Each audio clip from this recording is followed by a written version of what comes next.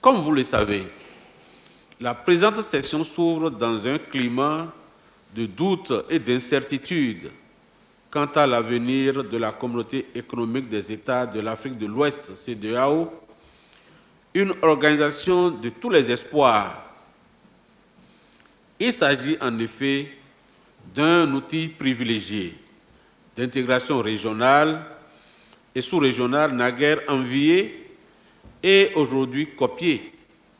parfois même avec beaucoup moins de réussite, par les 4 autres régions du continent,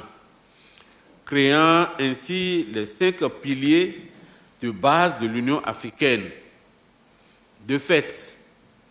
la création de l'Alliance des États du Sahel, regroupant les républiques sœurs du Burkina, du Mali et du Niger, suivie de l'annonce de leur retrait respectif de cette institution de référence en réaction aux sanctions conjoncturelles précédemment prises à leur encontre, mais déjà levées pour la plupart, est incontestablement un sujet de préoccupation majeure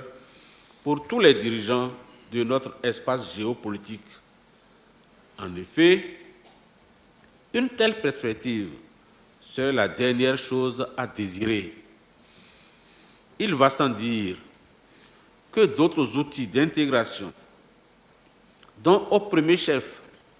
l'Union économique et monétaire ouest-africaine, s'en trouveront forcément fragilisés.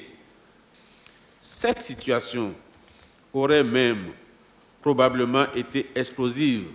si le Sénégal n'avait pas évité in extremis le chaos qui se profilait à l'horizon en organisant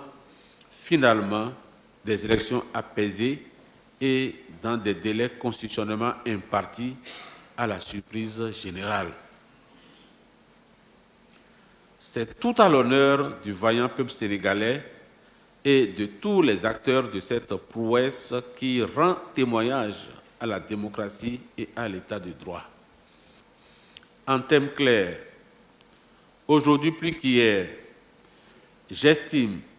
que le salut individuel et collectif des États ouest-africains, aussi bien en matière de développement que sur le plan sécuritaire, se trouve dans l'union et non dans la division.